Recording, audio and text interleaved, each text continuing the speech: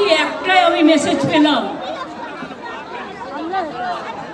মধ্যরাতে কখনো শুনেছেন একটা স্বাভাবিক দল কাউকে কাজে লাগিয়ে ছুপা রুস্তমের মতো বিহাইন্ড দ্য সিন মধ্যরাতে গুপ্ত তাণ্ডব করছে।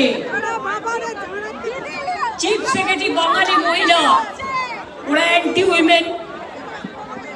আগে নিয়ম ছিল আমাদের স্টেট গভর্নমেন্টের কাছে লিস্ট চাইতেন, আমরা 3টে করে নাম পাঠাতাম, তার থেকে ওনারা সিলেক্ট করতেন। যেন মগের মুলুক, যেন দিল্লি কা লাড্ডু, যেন জমিদারি, জমিদার জোরদার কালোদার আর বিজেপিকে সন্তুষ্ট করার জন্য যে দেশের প্রধানমন্ত্রী নিজে আমি শুনেছি মিটিংয়ে বলে চুপ চুপকে মারেঙ্গে। আমি ওনাকে বলি দেশকে আপনি কি করে রক্ষা করবেন? আপনার মুখে এটা শোভা পায় না।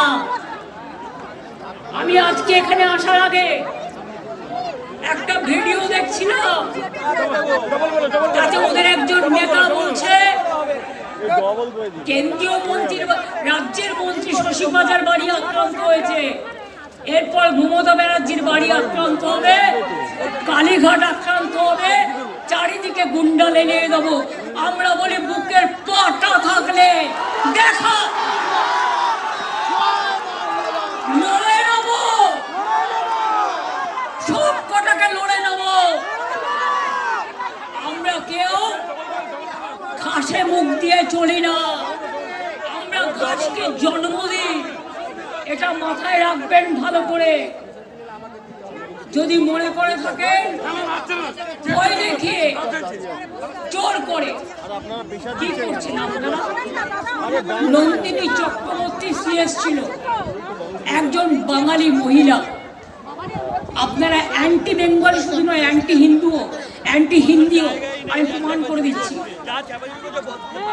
আপনারা নন্দিনী চক্রবর্তীকে রাত্রি 11:30টার পরে তাণ্ডব করে তাকে ঘাড় ধাক্কা দিয়ে বের করে দিলেন।